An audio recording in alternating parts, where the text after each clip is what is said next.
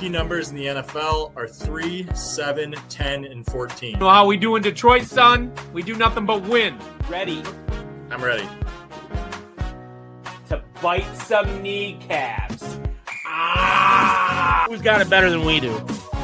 Nobody.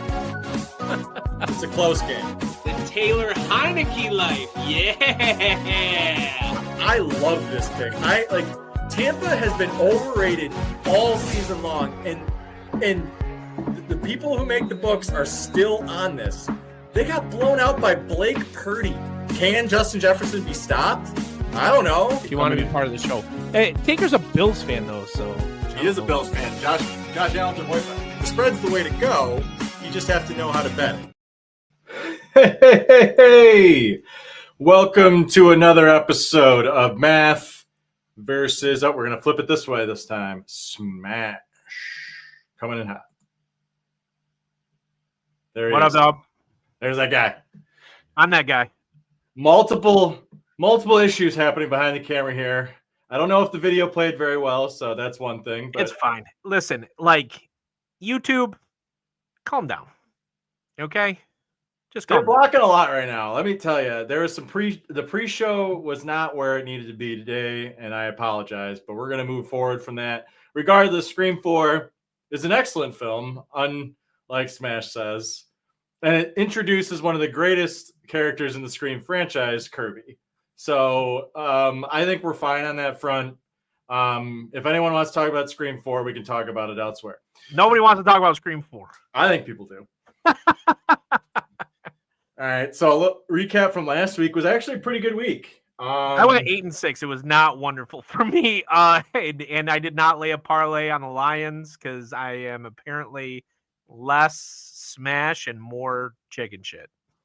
No. Okay, if you are a smart person with smart money, no one was putting smart money on Detroit. You're either trying to bust a slump, or you are a diehard Lions fan who just throws money at the Lions. But I am a diehard Lions fan. What was I thinking, man? I should have just believed in Dan Campbell. Shame on me. I mean, one of the biggest changes, though, we can start with the recap of that game because, I actually have us a great way to bring us into this one. Yeah, bring it in. I got us a good one. I don't think we're going to have audio. He's got big onions. Big onions. Dan Campbell, per Troy Aikman, a known Lions hater, said that he's got big onions. I can't. And I haven't missed a game since 1990. And that is the first time in my life where I have seen the Lions go in against a favored and heavily favored. Everybody on ESPN took the Ravens. I have never seen the Detroit Lions answer the bell the way they did Monday night. No, it is. If you want to talk about not same old Lions, the Lions, whenever they were good, would always just get lambasted by great teams. And I know we've beaten good and our AFC teams before, but it's always been in weird places. Like we beat Kansas City, at home that one year, but they didn't have their starter or whatever. And it was the first game of the season, Yeah. and there's always an and, right? There was no and here. This is the Ravens at home and during a blackout. Like no one went. They were 24-2 during blackouts. Like and Lamar Jackson. I was wrong. But I don't think last year's Lions win that game. No, I didn't. Like this is a better football team than last year. I at this point I am truly back to where I was at the beginning of the season. I think that they are the competitors for the Philadelphia Eagles to win the NFC. And I can't wait to see what they do to Green Bay when Green Bay has to go to Detroit. Yeah, but if you look at like the three things, right? Like how did the Lions win this? One, Aiden Hutchinson changes that game entirely. But he also showed how much he's progressed because the first time Aiden played Lamar, he was completely out of control. He didn't stay in his lanes. There were problems all around. But Aiden now is he was making all the right decisions. He was going after the quarterback when he needed to. He's staying home when he needed to. He played very great defensive line assignment football. 9-1 is still very reasonable for Aiden Hutchinson to win Defensive Player of the Year. For sure. Especially I'm sticking by it. I have $5 on that bet. When it pays out, it pays out because although somebody said it was it in the Discord, somebody said he's plus 800 somewhere for comeback player of the year. It was one or the other, but no, he can't be comeback. Aiden, that's right, yeah, for comeback player of the year. I forgot he was on both. I don't think he'll win both. If he's so dominant, he wins defensive player of the year. I just don't think they'll put someone else for comeback. Why? Why would you? He came back from a broken leg. But he's also young, man. Like I hate this stuff where it's the same thing. Think about high school where somebody's like, you can't win this and that. If somebody's exceptional, recognize their exceptionalism, damn it. But it's like Ja Morant winning most improved player, right? Like he was kind of too good to win most improved. Like I feel it's the same with, I guess Joe Burrow won it, right? So I guess I could be wrong.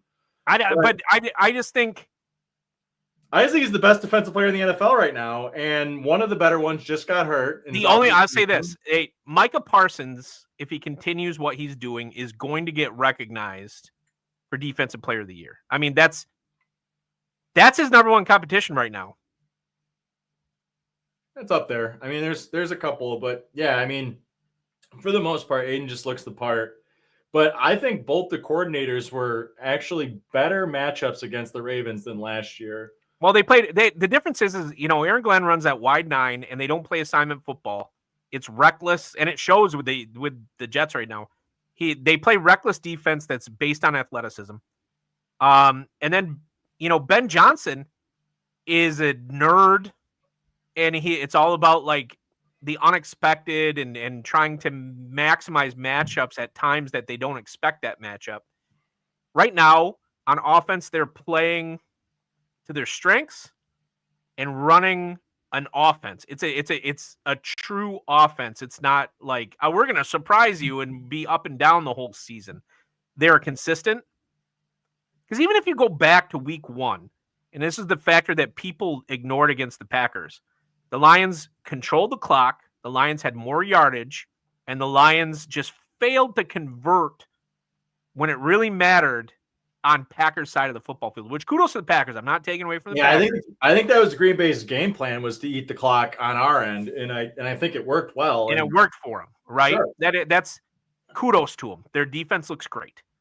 But if you look at all 3 games, what you see is a level of consistency out of one Goff, who is a dark horse for MVP right now, for sure. He's completing 74% of his passes. That's wild. See, but Goff's been doing that for the past 3 years, and he just doesn't get any respect. No one likes him in fantasy, but he's great in DFS, which I don't know how that ever works. He's always $6,000 in DFS, yet he's never. We'll see what happens though. So every season, Goff lays about 2 or 3 eggs. Or there's this game where he's not needed, right? If you run the ball as well as the Lions do, you can have games where you have 15 passes for 160 yards. 15 for 16 for 150 yards and 1 touchdown. Like, Yep. that's not. And that's kind of what incredible. Jordan Love is doing right now. And Jordan Love's more favored than Goff. I mean, 15 to 16 for, 1 incompletion and a tutty is incredible game, but it's not MVP numbers. I think what you see right now is what we predicted at the beginning of the season.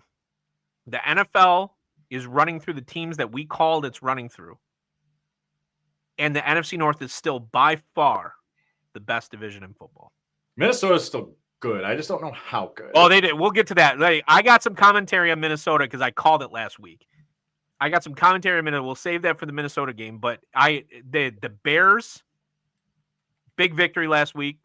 The Vikings, huge victory last week. Sure, the Packers lost 13-10 to the Browns, but they're still a force, and the Lions are back at the top. Like, the NFC North is the best division in football, and I'm not even sure it's close. It's a very good one. I mean, just to wrap it up here, the one game I'll say that we got snake bitten on last week was New England. They should have won that game. They should have won that game. For a team to fumble on the one and then throw an interception in the end zone, that's at least 6-point swing, if not very unvrable of them. Yeah, I mean, Ramondre Stevenson's probably never going to see the ball ever again. But if it's the true Bill Belichick way, Ramondre Stevenson is now buried on the depth chart. He should be on the street, let alone a depth chart. He's on the do not start list. Good Lord. Well, let's jump into the games. That was some just Tomlin voodoo, man. I'll say again, I would make that Baltimore bet again, and I would make that New England bet again. Going into those games, knowing what Baltimore is at home, you can only do the bet that based on the information you have. Yeah, and I won. If you show me how that game goes out, other than the 5 turnovers, I bet New England every time because they were clearly the better team. Pittsburgh's still unless that voodoo keeps up, man. I don't know. It's a tough this game, I'm surprised that the Hawks are only favored 1.5. I'm laying it here. They're playing much better football than I expected. Plus, I did expect them to run the absolute hell out of the football, but they're playing better football all around than I expected. And the Cardinals are way too volatile of a team to answer the bell. I think Seattle will be good enough to beat bad teams all season because they are a good team. I don't know if they have enough upside to beat anyone who's any good. Like another 9-8 season where it's the Seahawks fight. It's kind of their narrative, right? I think they're limited by their quarterback. I mean, I've seen Darnold and I've seen him play in a Seattle jersey and I've seen him play in a Minnesota jersey, and I just don't think he has the playoffs in him. I think he can make it to the playoffs. I just don't know if he can win a game. He's better than he was with the Jets. He's better than I thought he would be going to Seattle. I'll admit that. I did not give him any credit going to Seattle, and I was wrong. I think, the only Kyler is still Kyler. One play he looks like he's an all-pro, and the next play it's why is this man playing quarterback in the NFL? This is still not the area you want to back Kyler. I mean, he is a home dog, which is good, but there are no points to cover, right? Where you like Kyler is when he's chasing. You got 5.5, 6.5, or higher. I avoid Daly in this matchup. If I were playing captain, I don't know if you can avoid JSN, man. If I'm playing captain, I'm not laying JSN as captain just because he'd be too expensive. But I kind of like Charbonnet as a captain in this because you probably get him as a captain for $5,600. Charb's out this week, I think. Oh, who's his backup then? And I lay him as the captain because you probably get him for $1,000. Yeah, I'm pretty sure Charbs is out this week. Or at least he's injured. At the very least, Kenneth Walker is going to be getting the lion's share. But the only thing I'll say about JSN is the dude's getting a 30% target share. It's huge. Sam Darnold doesn't know who else to throw to. He's only throwing to JSN in his running backs. So, yeah, I mean, it's a tough divisional game, but Seattle to Arizona, it's not like an East to West Coast move. They play each other a lot. Seattle's probably better coached. Quarterbacks are probably even. Yeah, I stand with this. I make it 1. It's 1.5. I'm right on the number. Man. So I make it even. Even? Because it's international? I still have these two teams rated evenly. I don't know who Minnesota is, and I don't know who the Steelers are. The Steelers just pulled. I get Mike Tomlin Black Magic to win last week, and then the other week they were pretty solid, and then Minnesota just looked terrible. Then all of a sudden looks good again. Like I don't know who they are. I think Minnesota. And like I've seen Carson Wentz play well once, like. Or he can play well for like a couple games, but he also can be the worst quarterback in the NFL and get sacked 6 times. Like he's a statue. He doesn't make good decisions. Minnesota found their quarterback. Like I called last week. I didn't like Minnesota got their quarterback. Carson Wentz is going to be like Sam Darnold was last year. I like the Vikings to win this game. I don't like it because it's international. So often international games are decided by a field goal in the last like 15 seconds of the game. So I don't like the spread, but I like the money line towards the Vikings here. And I mean, it could be a 1-point game, but like if you're truly believing in that, because it's happened almost every time internationally, maybe lay the Steelers for the spread, but I like the Vikings to win. Oh, mama, I can hear you crying. You're so scared and all alone. There's no voodoo in international games, Tim. I mean, there might be more voodoo in international waters. What are you talking about? International games are crazy. It seems like the perfect environment for Tomlin. Maybe this is wishful thinking, but the model makes them even. I'm getting 2.5 with the Steelers. I got Mike Tomlin Magic, and Minnesota might lose. I mean, would you lay the money line to the Steelers then? 120? Oh yeah, I love it. You want a head-to-head on this one? I guess. Our first head-to-head of the year? It's head-to-head, but I don't have conviction. I don't care about. And there's no conviction behind it. Okay, I think I like the Vikings to win. Would you take the Steelers at the spread then, or would you take the money line? I think I'd take the money line just because international games are so volatile. I don't like. Yes, they often get decided by a field goal, but sometimes they're just insane, and the worst team wins. And I think this is the perfect opportunity for the Steelers to steal one for us as Lions fans. On top of the fact that as a Lions fan, of course, I want the Steelers to win. I'm getting 20 cents free to pick basically a toss-up. I think the 120 is fine. The Vikings have looked better on defense, yes. But their offense. Aaron Rodgers hasn't thrown for more than 210 yards this season. All I'm going to say is the Pittsburgh Steelers are not the Cincinnati Bengals. I think the Cincinnati Bengals might be the worst team in the NFL. Now that Joe Burrow's not playing? Yes. I think that team's going to quit. I will be at this game. Mom, I don't want to lose to the Browns. Joe Burrow's never beaten the Browns in their... I want to lose to the Browns. I will be at this game, and I'm telling you right now, the Browns are going to come into Detroit, and they are going to feel every single decibel that stadium is about ready to deliver. And if you thought what they did on Monday night at the Ravens was real, this is where you lay this game all day and twice on Tuesday. I mean, Transitive Properties says that the Lions completely make sense as a 10-point favorite just from the fact that Cleveland was blown out by the Ravens, right? Yep. But that's never how it always translates. I make this an 8-point game. I think there's value in the spread. I don't think Cleveland has a chance to win. But, man, that defense is mean. And the Lions might only be able to scrap 14 to 21 points against them, and then it's just hard to cover 10. I don't think so. I think they're going to negate Myles Garrett, and he is the guy for the Cleveland Browns. They're going to negate Myles Garrett. They're going to find purchase, and I think that David Montgomery looks like a man on a mission. I think he took everybody's talk about Jahmyr Gibbs in the offseason a little bit personally, even though the two are like best friends, right? Like, I think he took it a little bit personally that somehow he's RB2 because there is no RB2. It's like RB1A, RB1B. And the Browns have not, like, forget for a second what happened week 1, because it's not like, the offense for the Packers completely obliterated the Lions or something like that.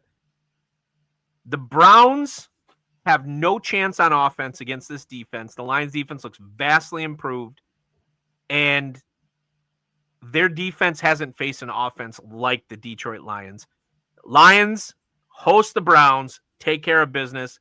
I would take the spread to 17. Yeah, I think I like to bet this the most is to bet the player who is opposite of Aiden Hutchinson with 2+ sacks. I think if you bet that every week, you'd probably come out pretty ahead at the end of the season. He's looked great in weeks 2 and 3. Are they? But even if it's not Mohamed, Are they were waffling? Are they starting Flacco? I can't remember. I'm pretty sure. I mean, If they start Flacco, I like Aiden Hutchinson 2+. I might lay it on Sunday just because I'm at the game. This is the other part. Cleveland Browns have zero offense. No, they Zero don't offense. have anything. And the Lions are 1 turnover away in the red zone away from being 3-0. Despite a weak showing against the Packers, everybody forgets that. Goff turned the ball over in the red zone when they had an opportunity to tie the game up. Had he not turned the ball over right there, it's a completely different ball game. And they look the past 2 weeks every bit the dominant force in the NFC. And I can't believe this isn't 13.5. Dude, man, 10 against a good defense is like I said, I make it 8. And I know why. It's because I still held Cleveland 1 tier higher than I probably should. But there's a soft spot out there, and a good defense is always scrappy on a long spread, and that's all I'm gonna say. I'm not gonna probably I'm probably not gonna throw the 10 because I think it's a little light probably still. But man, is it close? I think I don't like betting big favorites. Lions play big spreads. Oh, Like that's it. They do it well. We'll see.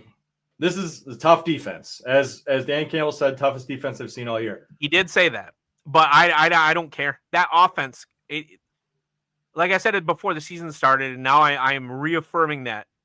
I have never seen an offense with so many weapons, and they will beat you in every way. Forget I'm going to beat you one way. Like, they will beat you in every way. The only thing they truly are missing, and this is not even missing, it's just you can't have everything. They don't have a dominant outside receiver.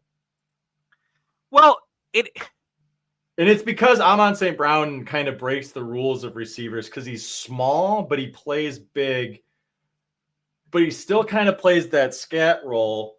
He's not like he's not Terrell Owens, right? Like, that's what I'm saying. If you want a sneaky play this week, an anytime touchdown to Tesla, I bet you will be valued. What do you think? Plus 1,200?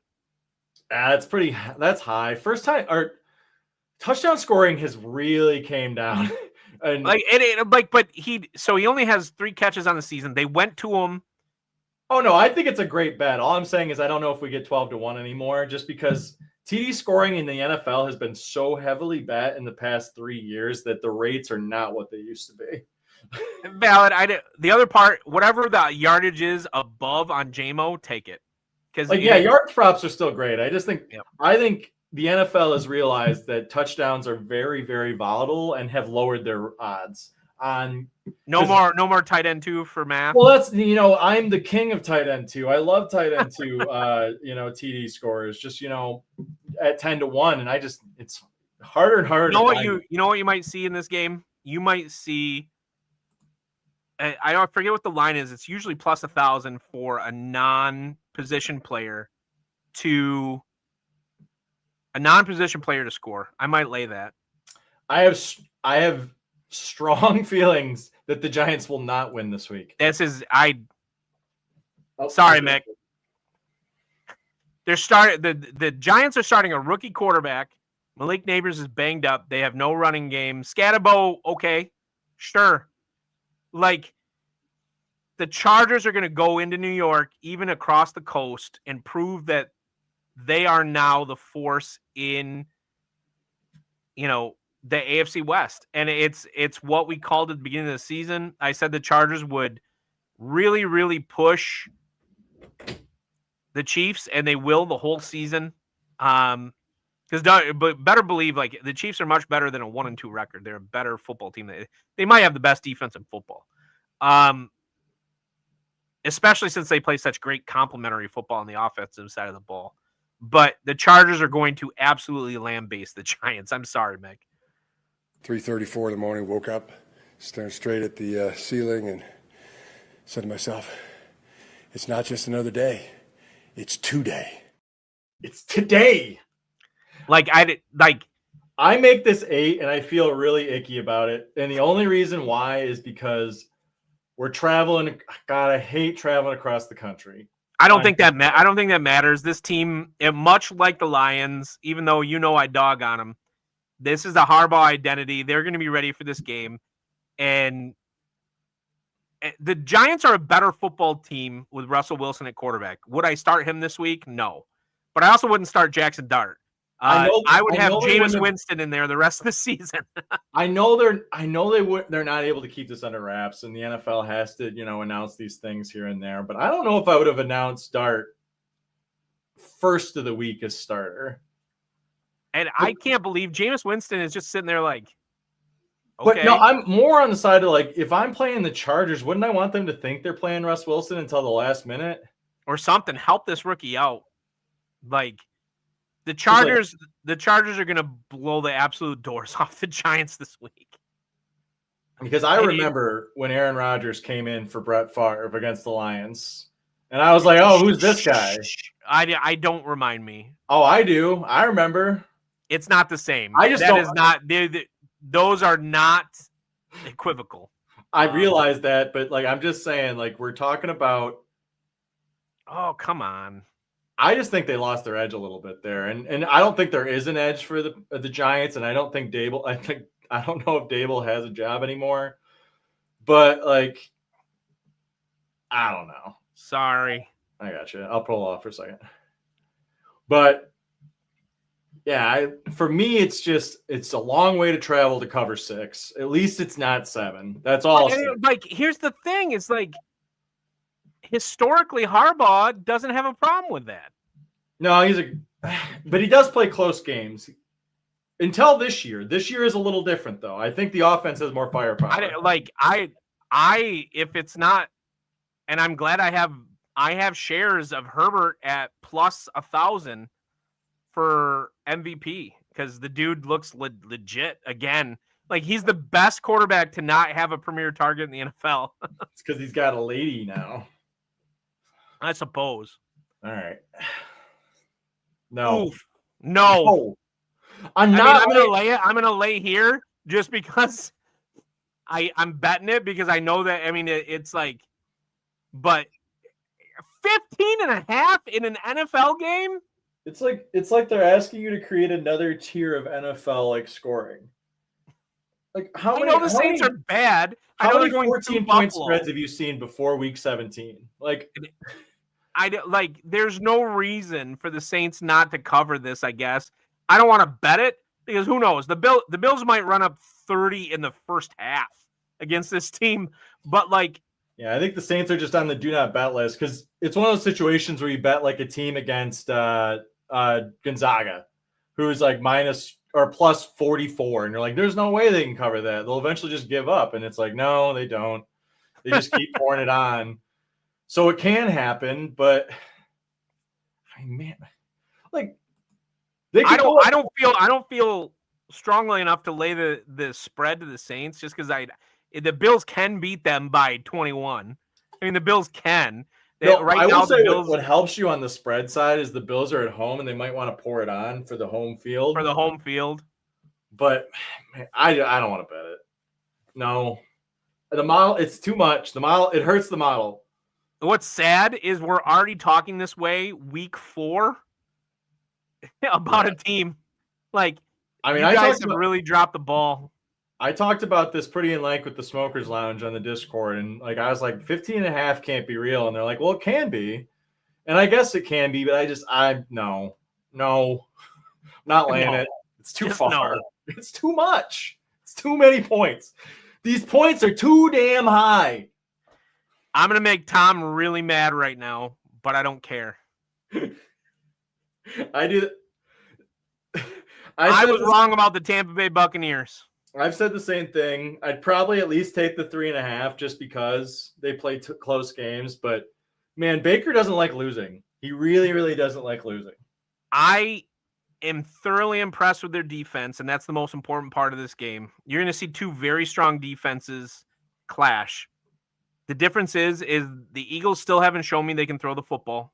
And against the Tampa Bay Buccaneers, especially at home, they threw the football last week. I mean, kinda when they needed to, but like we're not talking about last year's Eagles that were, Jalen Hurts was putting up 100 yards rushing and 300 yards passing by week 12. But I think they can do that any week. It's just a question if they're pushed to do it or not. They're about to be pushed to do it. Yeah, I mean, they talk. I mean, and our resident Eagles fan, Mr. Carino, has told us many times, like Tampa Bay is really, really Philadelphia Eagles like bugaboo.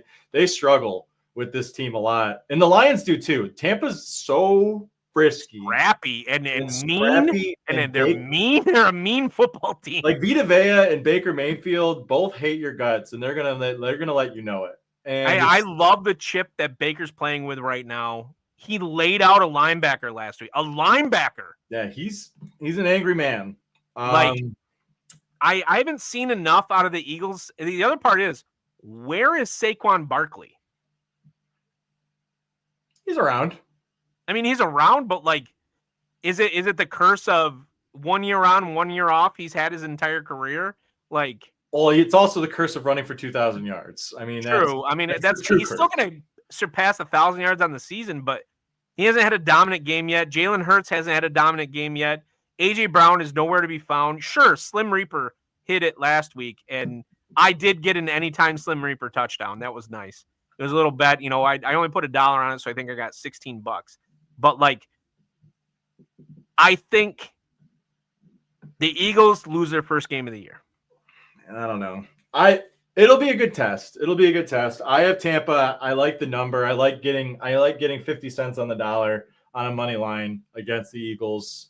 And Tampa's at home too, right? Philly's got to travel. And apparently it's been 90 degrees all week there. It's gonna be hot. It's gonna be a little different. I think Tampa's a good bet here. I just think Philly's been playing with fire for a couple of weeks now, and so is Tampa though.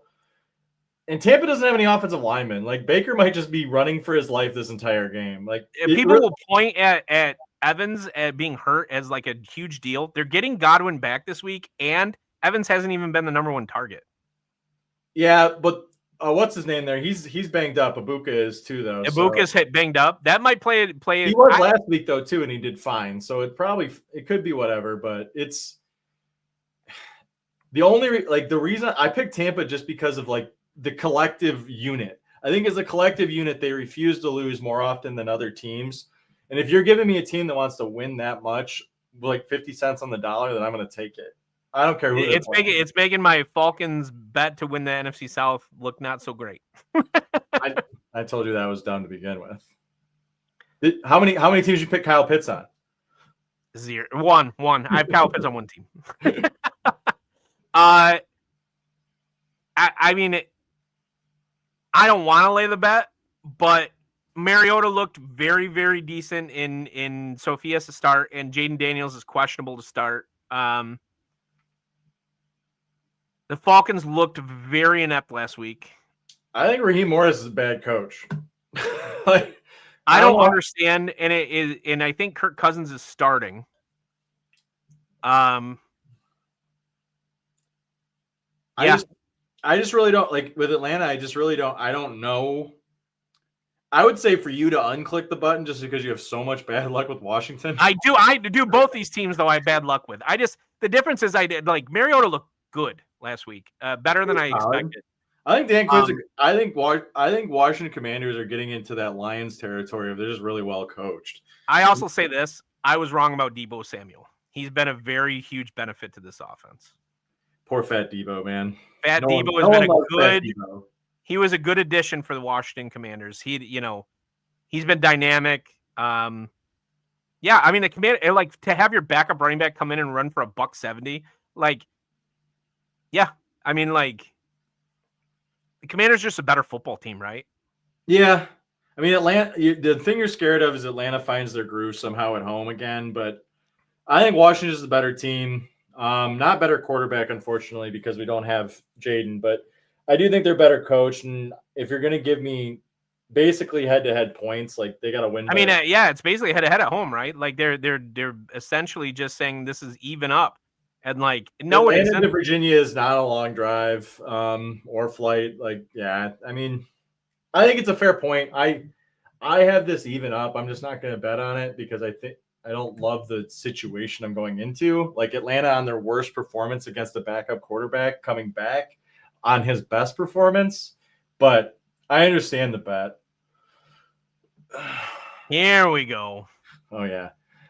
I make it 7. It's exactly 7, and I'm probably being and I'm still, I mean, Houston hasn't won anything really. They're 0-3. They're 0-3. Did they win their first one? No, they are 0-3. So you have this situation with this team that had a good ranking going into the season based on how they played 2 years ago, more than 1 year ago. Yeah. I'm still hanging on to a chunk of that rating, I think, is what's happening. But even so, Tennessee is a do not bet. Like they look lost. I don't bet this game. You got a team that isn't even fulfilling the low expectations they had in the Tennessee Titans. And you have the Texans definitely not fulfilling the expectations. I don't like 7 points. If I'm going to bet it, I bet the over. Look at the line on it. Like I was going to say, I don't think even the books know how to make this because they're giving you 7 points on an under 40 line. Like this is where I'm coming with it. I want the over. If they're going to say that the line's 7, I want the over. And what about these two defenses says that they can stop anyone? I like that. I like the over and like. A shame on the Texans because DeMeco Ryans is supposedly a defensive genius and like they just haven't answered the bell at any phase of the game. The Texans have not answered the bell. Stroud, neither of these teams had, and I mean Cam Ward's shown some glimpses, but he's so under siege that he looks like Tim Couch in his first season. That's a throwback. First quarterback for the expansion team, Cleveland re-emerging Cleveland Browns. I like the over. Is there anything else? Like, no. To me, that's the only way you can bet this game. I don't even want to bet. Like, okay, think about this from DFS. Like, who from a skill position would you want on either of these teams? Maybe Chigakonkwo if he's cheap. Yeah, I mean, he's probably like at 3,100. Like, Nico might be able to go. Like, I don't know if I play Nico in DFS, but like maybe a Nico 2 touchdowns for like 12-1 would be really interesting. That might be. I don't like. Just to see, like, I would get creative with this game. I don't overall turnovers at +4. High turnovers, high volatility, fun touchdown bets. Like, I think this is a good one to like put the 2 best players at 2+ touchdowns. As bad of a football game it is, maybe bet it live and like see what happens. Like Nico's probably better than Nico Collins. Probably the best player on this field. Like, yeah, I don't.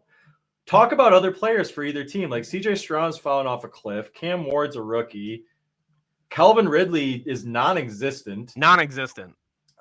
There's no talent on either of these teams. I'm glad I bought no shares of either team. I have no shares on either team. So I think I have a Joe Mixon that I got in DFS in case he comes back, or for best ball in case he comes back for the second half of the season.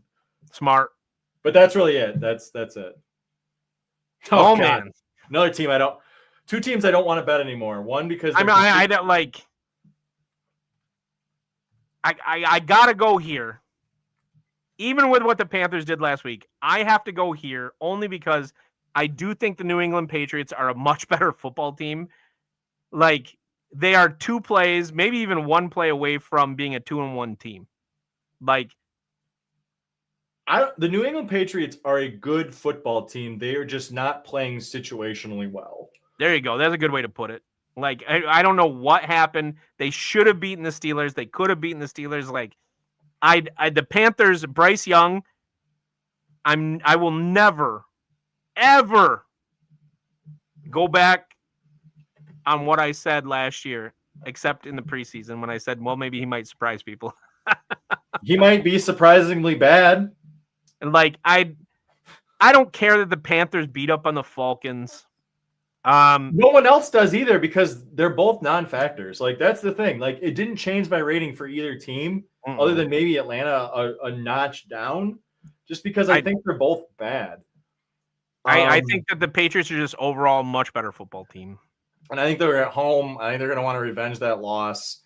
They honestly, they look like a team who's been with a coach for 3 weeks, and that's what they are. And that's what they are. That's valid. Yeah, they look at it like they're still kind of getting their groove. I'm wearing this week, but let me tell you, I watched every second of that game, and I was losing my mind. And why? Because they didn't have their head coach. They looked like a team that didn't have their head coach. It's the same situation. Can we say wrong team favored? I 100% have the Colts as the right team here to bet. There's two problems. There with it is, this. man. The Colts are going across country, which is never good for Midwest teams. And the Rams defense is pretty solid. And Sean Payton might be as good of a coach as Steichen. So you're losing Sean McVay. Or McVay. So you have McVay versus Steichen, which I think is even matchup. And you have Daniel Jones versus Matt Stafford, which hilariously is probably even in 2025. I can't believe we're saying that, but I don't disagree. So you have a relatively even matchup. You're banking on the Rams not being a team that loses 2 in a row very often, and you're banking on the Colts becoming pumpkins. Those are the two things that you're that's really it. I mean, I'm laying the Colts because I do think that despite the Rams having the talent they have on offense, their offense has been disappointing. And the Colts offense has been dynamic. Jonathan Taylor looks like he's back to form. The Colts defense just has to play good enough. If the Colts offense is not jet lagged, then the over I think the over is definitely a good play for sure. And I think this is a good DFS unload as well. I think you could do a Daniel Jones probably for 5,000 or whatever he's running right now. Somewhere he's got to be higher now. He's on people's radar. He's got to be higher. It takes so long for that pricing to come up, though. It really does in DraftKings. So I would say you could run a Daniel Jones, and all his wide receivers are dirt cheap because it's a different one every week. So you can run a Danny Dimes to like Downs or Warren, his tight end, or Pittman, and then run it back to Puka, and you'll get almost all of Stafford's points anyways because that's the only receiver he throws to. Kyron Williams has been kind of disappointing.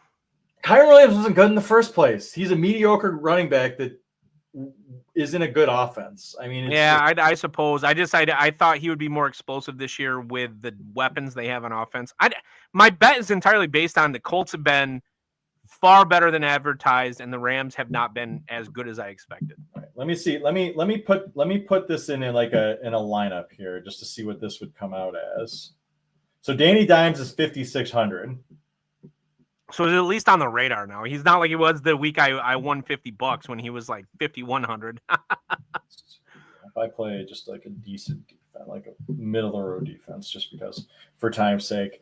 So if you play Puka Nacua, Michael Pittman, Daniel Jones in a defense, you're at still $6,000 almost a player.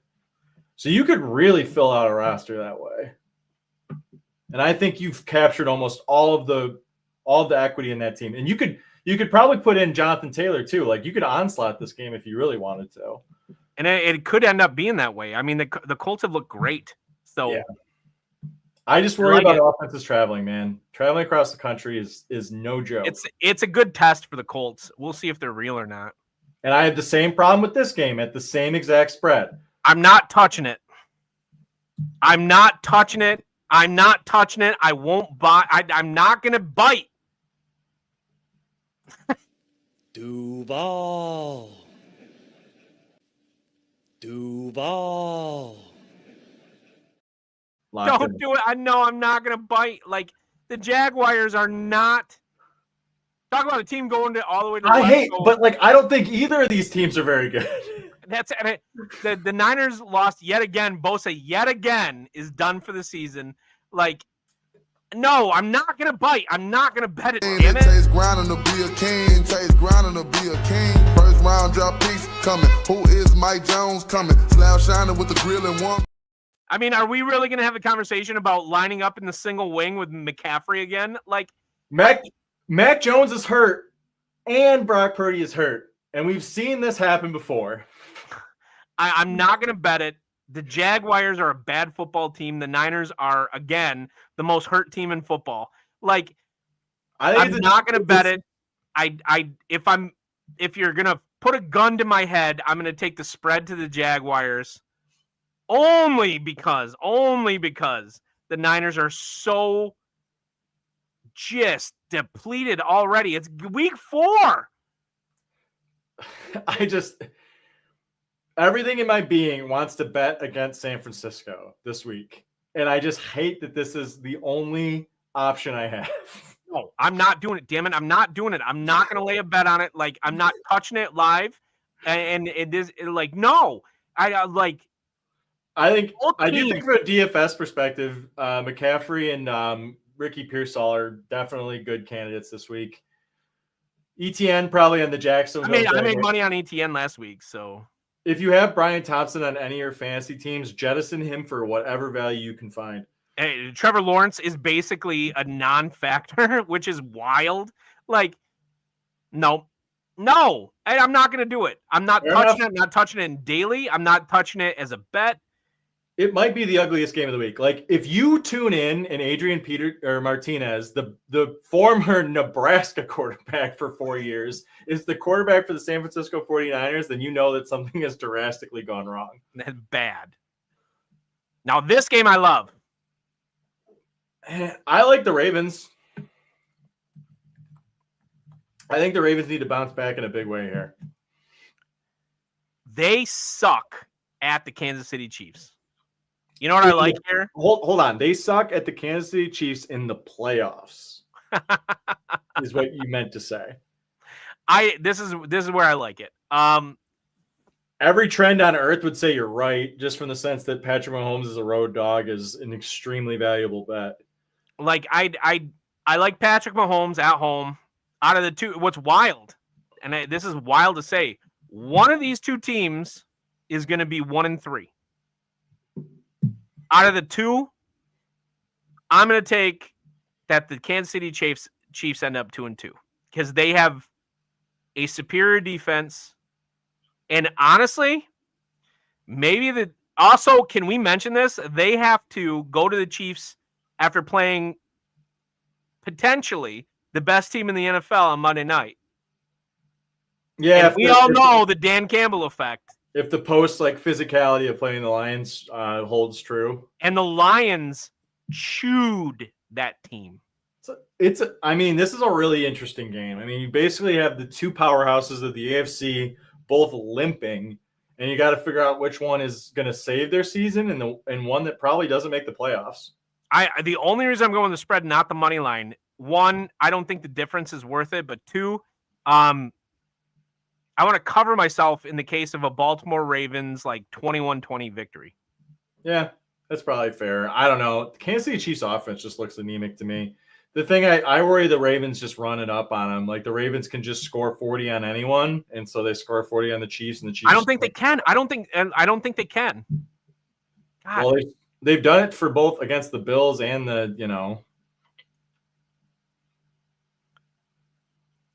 I don't know what update they did to this, but you're not last year we never had this issue.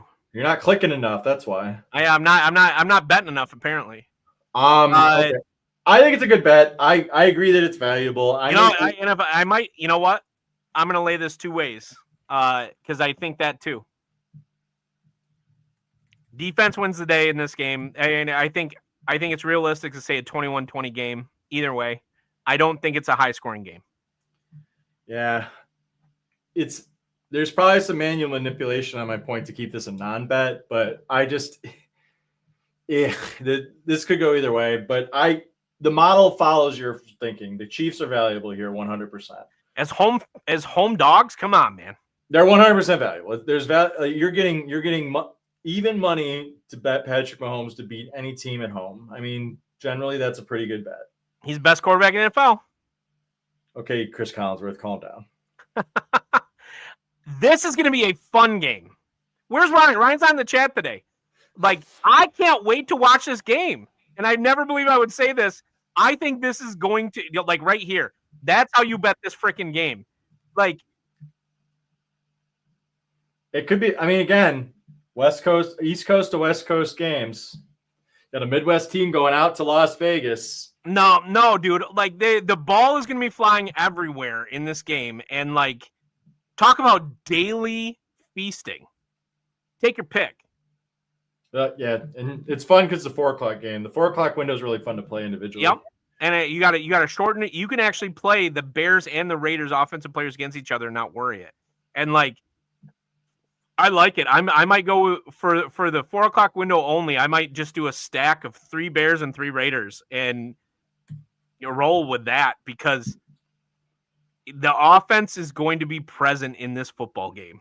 I mean, the number makes complete sense. You have 2 basically evenly rated teams, and the home team's getting 2 points. I mean, that's what you're getting. And that's it. It makes sense every bet. And, like, I see this as like a 31-26 kind of game. You know, there are going to be a couple field goals that are present for both teams, but for the most part, the offenses are just going to go up and down the field. Yeah. And, like, I guess it's a question if Dallas is any good or not, which is, I guess we're going to answer in another game. But I don't know if this was like a bounce back for Chicago into like this great offense they're going to become, or if this was just the elasticity of the NFL where you're never as bad as your worst game, but you're never as good as your best. I think I have the verdict's out on both these teams. that's what I'm saying. Like, they're both bad football teams, right? They're both bad football teams. They're both average, teetering on bad, I think, is where they're sitting. Okay. Like, Gino is still lighting up the stats. I mean, I know he's turning the ball over, but so is Caleb Williams, right? Like, are the Raiders 1-2 as well? Yeah. Okay, so that's the other thing about this. You're basically talking about the end of the season for whatever team loses. Valid. 3 losses out of your first 4. 3 losses out of your first 4 is basically a death knell. And so both teams are going to be playing hard. Like, supposedly the Bears aren't worried about the fact that DeAndre Swift is out. So I'm not worried about it either.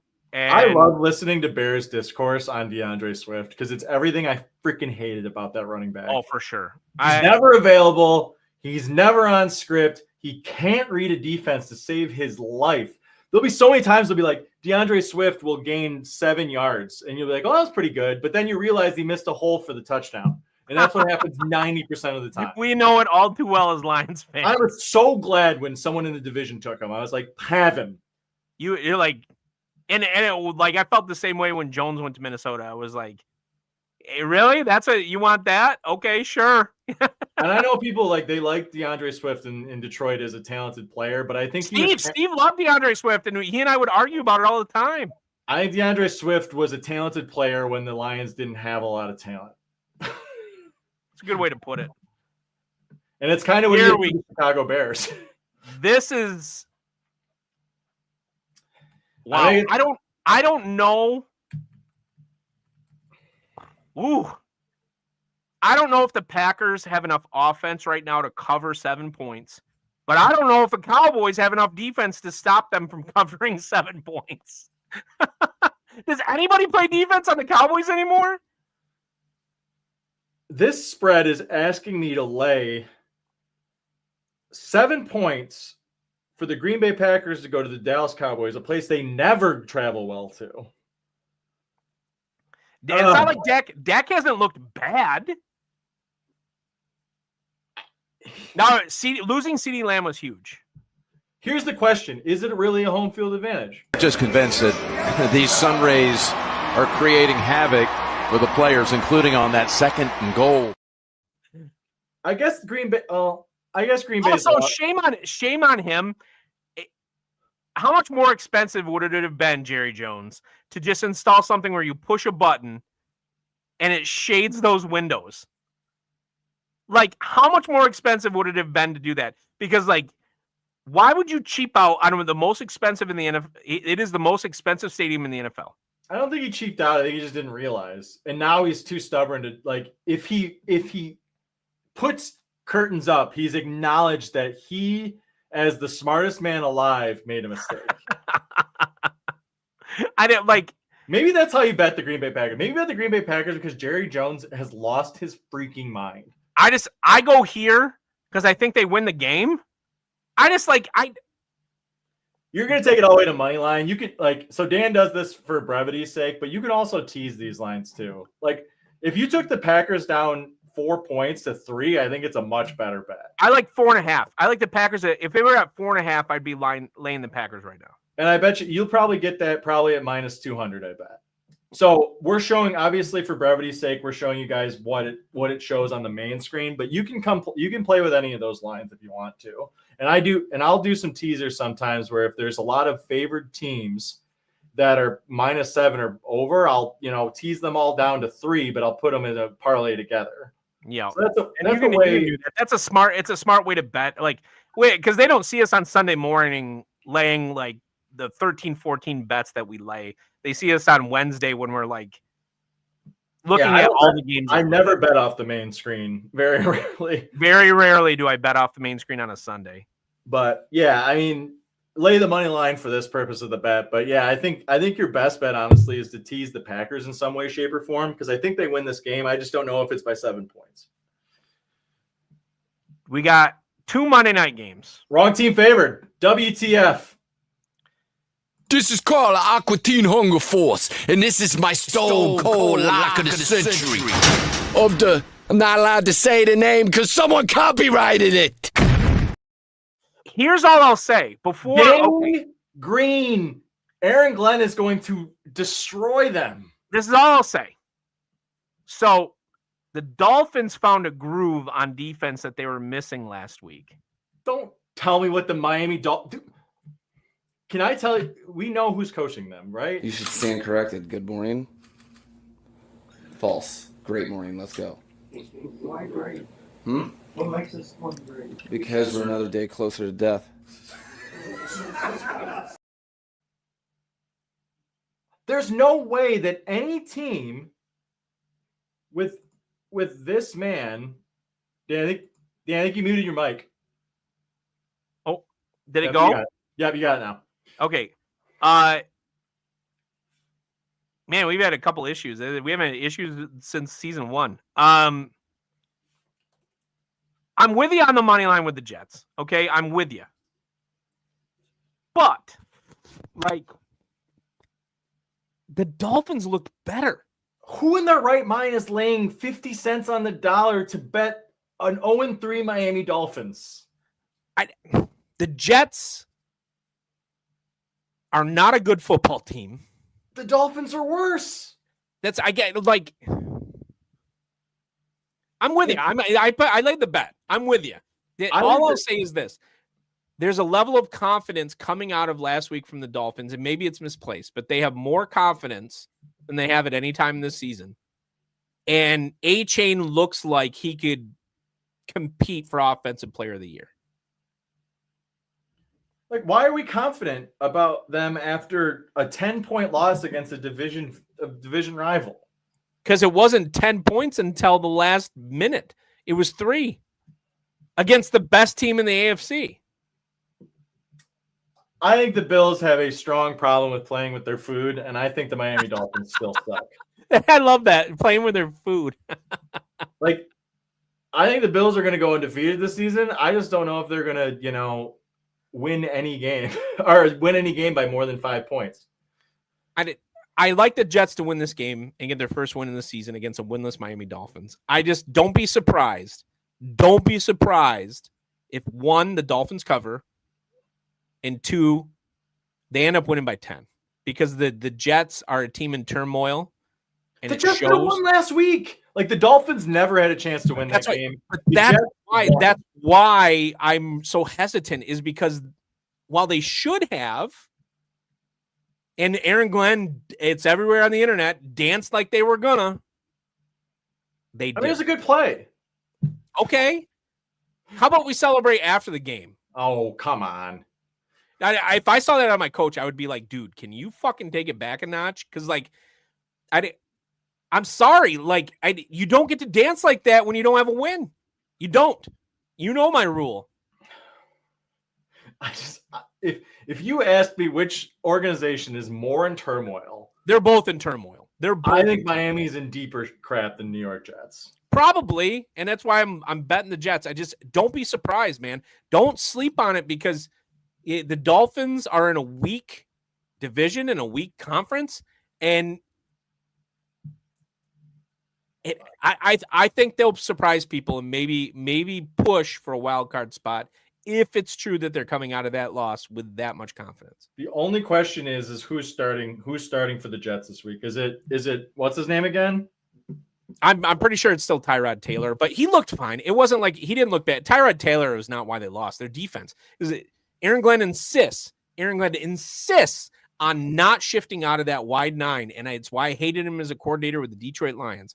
Like, you do not have the skill players to run that defense, sir, and it showed. Well, also with I think the wide 9 in itself in the NFL is limiting in the fact that you can't switch to zone barely ever. And that's he did like if I'm playing the Dolphins, okay, did Tyreek Hill suddenly not be fast? Like, yes, he's lazy. He doesn't want to play for this team. I might lay down an anytime Tyreek touchdown this week just because of that. Well, lay 2 if you think he's going to win. Like, if he scores 1, he'll score 2. I don't think the Dolphins win this game. I don't. And it's because the Jets, there's one player specifically on the Jets that I think is consistent, and that's Breece Hall. I think the Jets can run the ball. And maybe Miami can too. A-Chain, I'm telling you, A-Chain looks like he can compete for Offensive Player of the Year. The dude and rightfully so, he's touching the ball 25 to 30 times a game, and he should. He was a diamond. I don't think I could make a year-long bet on A-Chain until week 14. That dude is made of glass. You're not wrong. He's been impressive, more impressive. I drafted him out of desperation, not out of want. And I'm completely with you. I think A-Chain's an incredible player in the NFL. I think he's just on a very bad team. I hope the Jets go in and get their first win this season just because it's Aaron Glenn. But just don't be surprised. Don't be surprised. I don't know if you can bet this on domestic books, but Mike McDaniels to be the first coach fired might be a pretty good bet this week. If they lose this game big, if they end up losing this game big, I think that Mike McDaniels will be fired. That's probably pretty fair. Why is this the premier game of the week is the real question. See, this is one of those situations where, it was a premier game of the week when it was an up-and-coming Denver Broncos against the most popular quarterback in the NFL. I don't know if we have a lot of commentary on this game other than maybe the Bengals should have had much better insurance. Maybe they should. Can you imagine Jameis Winston flinging the ball to Jamar Chase? They don't. But they probably don't want him. Honestly, they want a better draft pick. That's the thing about the Cincinnati Bengals. That organization has no interest in winning football games. Why won't it let me bet this? Hold on. I think you have to scroll up a little bit more. There we go. There you go. Yeah. But yeah, no, I mean, that's an obvious bet. I don't know why Denver is not favored by more. I mean, I will say that Bo Nix has missed a lot of wide open receivers. But man, wouldn't you make this 7 on a neutral? If the Broncos don't take care of business the right way against the Cincinnati Bengals, you can discount them as anything other than average in the NFL. But the spread does not make any sense to me. And I know we brought it down, but it's a 7.5 point spread. How wouldn't you make Denver a 7-point favorite on a neutral field to win by a touchdown, and then not give them 2 points for being in Mile High Stadium?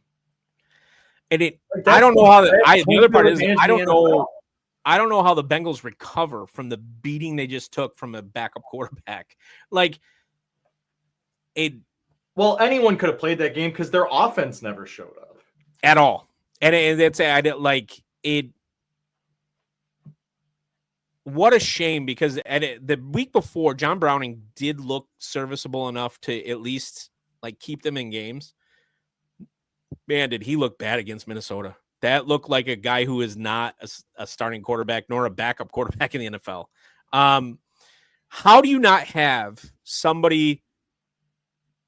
How do you not have somebody better behind Joey Glass? That's what I'm just going to start calling him, dude. I'm just going to start calling him Joey Glass. I don't even know if he's Joey Glass. I just don't know if they've invested enough into an offensive line for it to matter. The dude's been hit a lot.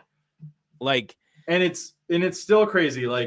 Everyone goes back to this. The Lions drafted Penny Sewell, and the Cincinnati Bengals drafted Jamar Chase. And it shows. It really does show, because it's like, if you can't stay and up, the Lions, don't forget, they took potentially the third best receiver in the NFL. Yeah, in the fourth round. Yeah, in the fourth round. So it's one of those situations where it's just like, if you can't keep a quarterback upright, I don't care if it's Joe Montana. I just don't think they're going to do very well. And Jake Browning does not have the talent to overcome that offensive line. Not at all. And they don't have the run game to even negate it. Like, Chase Brown's not a starting running back in the NFL. I'm sorry, Bengals fans. Can we be done? Because they need so much help, and I was wrong because I picked them to push in the AFC. I was wrong, but the other part is I thought Joe Burrow. I was like, they drafted a guy in the second round for the offensive line, and they signed a veteran. I thought that the offensive line would be better than it showed up in the preseason, and I was wrong. I will admit that I was wrong.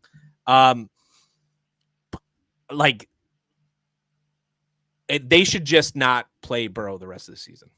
They probably won't. I don't think you'll see this season again. But I mean, if you're Burrow, why would you want to go back out on that field? It's like, okay, it's me, and obviously getting paid and being famous, yada yada yada. But there's the fact that it's him and Jamar Chase. Jamar Chase. That's literally it. That's all that's there. But T. Higgins, I mean, don't shake a stick at T. Higgins, man.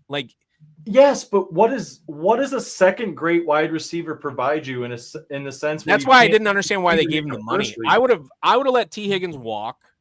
I would have let him walk, and then I would have used that money to get a better left tackle. T. Higgins is like a nice to have, right? Like, if you have a good offense and you want to make it great, you get T. Higgins to open up your first wide receiver. That's what he's there for. He's not there to, How about a starting running back?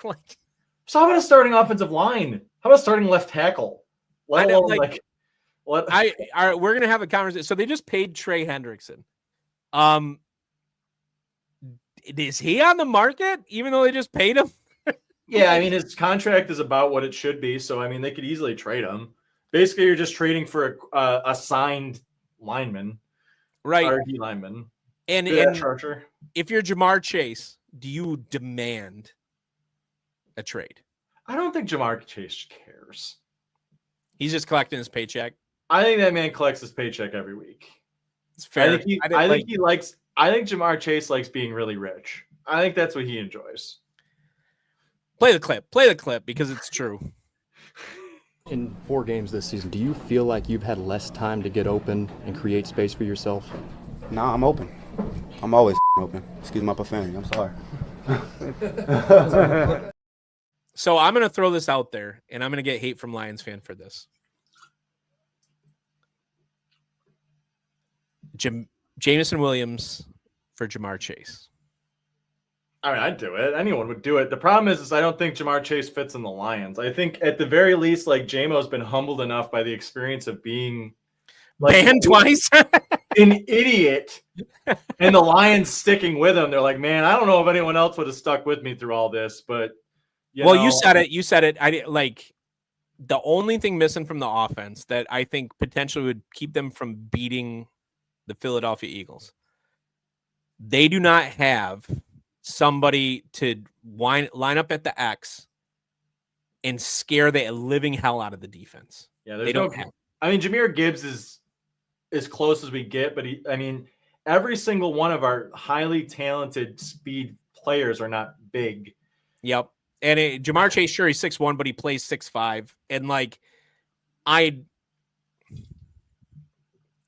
I read an article today that talked about trade targets and what teams should be targeting, and the Lions weren't anywhere on the list, and it surprised me.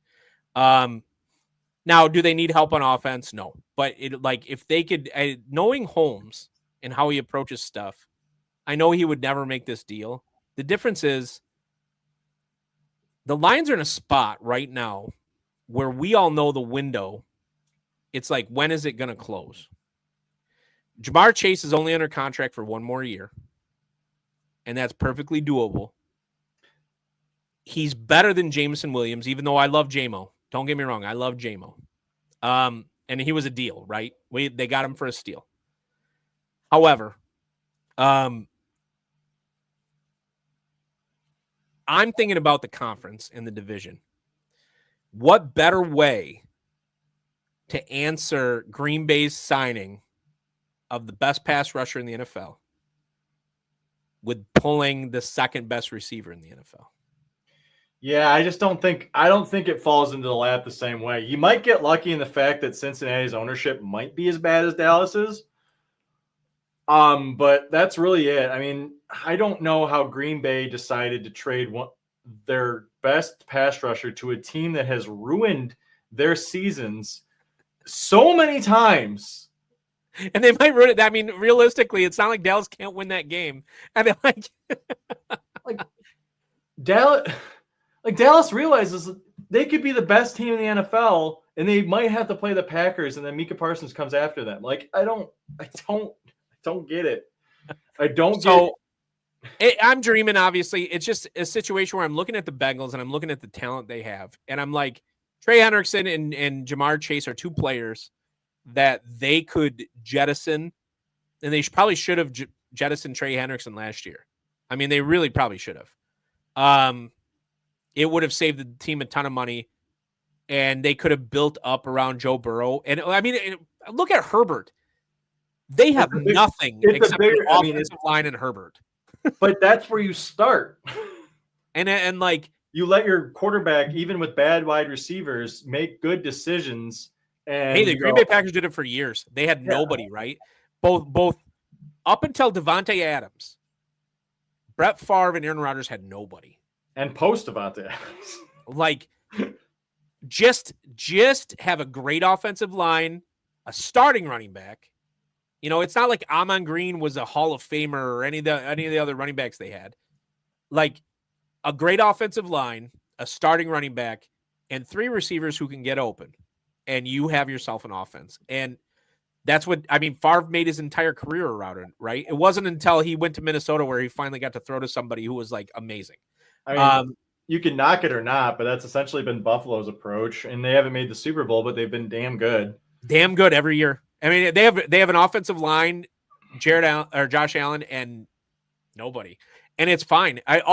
Can we say that Smash was right about Dalton Kincaid last week, please? Can we I just want to say that I won $22 because Dalton Kincaid anytime touchdown last week. And sure enough, I love those anytime tutties. I love it. But the Bengals, I mean, we'll guess we're getting long in the tooth. We're at 7-12. The Bengals are a team in turmoil, and I think it might be time for them to just say, sure, we went to the Super Bowl 2 or 3 years ago, whichever it was, but it's time to just say, Joe Burrow is a top 5 quarterback in the NFL, and we need to reboot in order to make sure we take advantage of how talented this young man is. Yeah, and I mean, probably has to start with him though too, and he has to trust the organization to actually stay to their word, which they never do with anyone. That's valid. I mean, not even Carson Palmer, right? Like, what a shame. What it's a waste of franchise. I mean, the amount of talent that's gone through the Cincinnati Bengals is absolutely insane. Wild. Oh my God. Ocho Cinco, TJ Houshmandzadeh, Corey Dillon, Carson Palmer, like, you name them forever. Even Andy Dalton when he was at elite Andy Dalton, right? Like, made the playoffs. Red Rocket was in the playoffs. Dude, I didn't what a shame. Because like Joe Burrow lining up for most teams in the NFL, still healthy. Yeah. And I mean, what's the GM supposed to do when he doesn't have money either? I mean, it really is tone at the top. It really is the ownership in Cincinnati. And I don't think they'll win anything until that guy's gone. But with that, we've talked about a bad team for a really long time. Yeah, I know. We've been through the games. Like I said, I mean, I like Denver this week. Dan likes Detroit to hammer Cleveland. Crush. That's probably fine. Lay it. Actually, I should have made that my Stone Cold Lock, and I didn't. I'm sorry. I should have said it Stone Cold Lock because I hammer the Lions. Yeah. The model likes Dallas just because I think 7's heavy, but I think Green Bay probably wins that pretty confidently. I think the games I'm watching the most here, though, are like in Indianapolis. I think against the Rams is a very intriguing Exciting game. Philadelphia versus Tampa means a Great lot. game. You might be seeing I mean, theoretically, that could be NFC Championship material. Yeah, there's some really good games this week that could go either way, but I think depending on Tampa and Philly, I think that'll tell us a lot. And I think in Indianapolis, if they can go win on the road in the Rams, or at least be respectable and not get blown out, I think is going to be huge. You have to talk about them as a competitor in the AFC if that's the case. Yep, 100%. So with that, we'll leave you with another week. Thanks everybody for coming in.